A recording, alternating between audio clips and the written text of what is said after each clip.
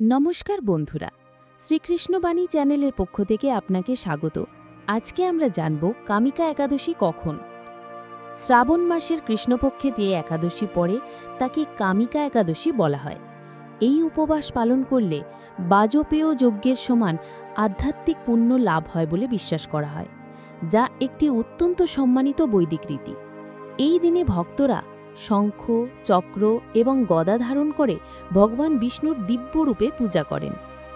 পবিত্র গ্রন্থ অনুসারে যারা কামিকা একাদশী পালন করেন তারা বিষ্ণুলোক লাভ করেন, যা ভগবান বিষ্ণুর ঐশ্বরিক বাসস্থান। এই বছরের ব্রতের সঠিক তারিখ এবং সময় সম্পর্কে যদি আপনি বিভ্রান্ত হন, তাহলে এখানে সম্পূর্ণ বিবরণ দেওয়া হলো। কামিকা একাদশী কখন পালিত হয়? প্রতি বছর শ্রাবণ মাসের কৃষ্ণপক্ষের দশমী তিথির পরের দিন কামিকা একাদশী পালিত হয়। এই দিনে লক্ষ্মীনারায়ণজির পূজা ও শ্রদ্ধা করা হয়। সনাতন ধর্মগ্রন্থে উপবাসের মহিমা বিস্তারিতভাবে বর্ণনা করা হয়েছে। সাধকরা তাদের কাঙ্ক্ষিত ইচ্ছা পূরণের জন্য কামিকা একাদশীর উপবাস পালন করেন। কামিকা একাদশীর তাৎপর্য কি? শাস্ত্র অনুসারে যারা কামিকা একাদশী ব্রত পালন করেন তারা যমের ভয় থেকে মুক্তি পান এবং নরকের যন্ত্রণা ভোগ করেন না। পরিবর্তে তারা ভগবান বিষ্ণুর আশীর্বাদ লাভ করেন এবং আধ্যাত্মিক মুক্তির দিকে এগিয়ে যান। বলা হয় যে এই উপবাস আধ্যাত্মিক গ্রন্থের গভীর জ্ঞানের চেয়েও বেশি ফল দেয়। কামিকা একাদশীর রাতে জাগ্রত থাকা এবং দীপদান করা অত্যন্ত শুভ বলে বিবেচিত হয়।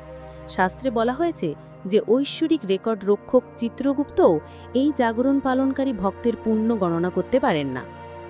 এই উপবাস ব্রহ্ম হত্যার মতো গুরুতর পাপ বা ব্রাহ্মণ হত্যার মতো পাপের বিনাশ করতে সাহায্য করে। যারা ভক্তি সহকারী এই ব্রত পালন করেন তারা এই জীবনের সুখ উপভোগ করেন এবং মৃত্যুর পরে বিষ্ণুলোক লাভ করেন বলে বিশ্বাস করা হয়।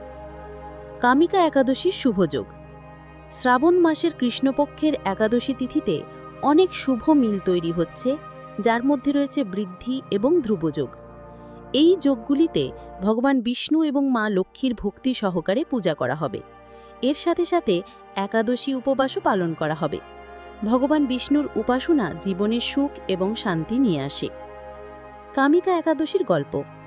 একবার এক ব্যক্তি দুর্ঘটনাক্রমে একজন ব্রাহ্মণকে হত্যা করে গভীর অনুশোচনায় ভরা ছিল। মুক্তির জন্য তিনি একজন জ্ঞানী ঋষির কাছে যান। ঋষি তাকে পূর্ণ বিশ্বাস ও ভক্তির সাথে কামিকা একাদশী পালন করার পরামর্শ দেন। তিনি আন্তরিকভাবে উপবাস করেন, ভগবান বিষ্ণুর নাম জপ করেন এবং পূজায় তুলসী পাতা উৎসর্গ করেন। এই ব্রতের মাধ্যমে তার পাপ ক্ষমা করা হয় এবং তিনি কর্মের বোঝা থেকে শান্তি এবং মুক্তি লাভ করেন। কামিকা একাদশী পালনের উপকারিতা। অতীতের কর্মফল শুদ্ধ করে। উপবাস পুঞ্জীভূত পাপ পুড়িয়ে এবং আত্মাকে পবিত্র করে বলে জানা যায়। মানসিক শান্তি আনে। ভক্তরা উদ্বিগ্নতা কমায় এবং আরও ভালো মানসিক নিয়ন্ত্রণ অনুভব করেন। আধ্যাত্মিক শৃঙ্খলা উন্নত করে। নিয়মিত পালন মনোযোগকে তীক্ষ্ণ করে এবং অভ্যন্তরীণ সচেতনতা বৃদ্ধি করে। ঐশ্বরিক আশীর্বাদ আকর্ষণ করে। ভগবান বিষ্ণু আন্তরিক ভক্তদের ওপর কৃপা বর্ষণ করেন। মানসিক এবং শারীরিক সুস্থতা বজায় রাখে। উপবাস হজম শক্তি উন্নত করে, স্নায়ুতন্ত্রকে শান্ত করে এবং আধ্যাত্মিক শক্তি তৈরি করে। ঘরে কামিকা একাদশী পালনের সহজ উপায়। আপনি যদি সম্পূর্ণ আচার অনুষ্ঠানটি অনুসরণ করতে না পারেন, তবুও আপনি কামিকা একাদশী অর্থপূর্ণভাবে পালন করতে পারেন। তাড়াতাড়ি ঘুম থেকে উঠে 10 মিনিট ধ্যান করুন। ভগবান বিষ্ণুকে তুলসী পাতা নিবেদন করুন। বিষ্ণু সহস্রনাম পাঠ করুন বা ভগবদ্ গীতা থেকে একটি অধ্যায় পড়ুন। পরচর্চা, নেতিবাচকতা এবং বিভ্রান্তি এড়িয়ে চলুন। তোমার চিন্তাভাবনা বিশুদ্ধ রাখুন এবং কম কথা বলুন। অভাবে কাউকে যে কোনো পরিমাণ বা খাবার দান করুন।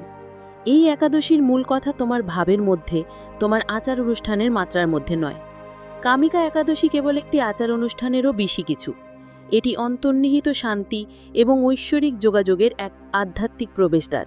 ভক্তির সাথে এই উপবাস পালন করলে গভীর মানসিক নিরাময়, কর্মমুক্তি এবং স্বাস্থ্য, স্পষ্টতা এবং তৃপ্তির আশীর্বাদ পাওয়া যায়। আপনি প্রতিষ্ঠিত আচার অনুষ্ঠান অনুসরণ করুন বা একটি সরল প্রার্থনা করুন, তোমার আন্তরিকতাই সবচেয়ে গুরুত্বপূর্ণ। বন্ধুরা, আজকে এই পর্যন্তই। আবার আসব নতুন কোনো ভিডিও নিয়ে। সে পর্যন্ত সবাই ভালো থাকবেন।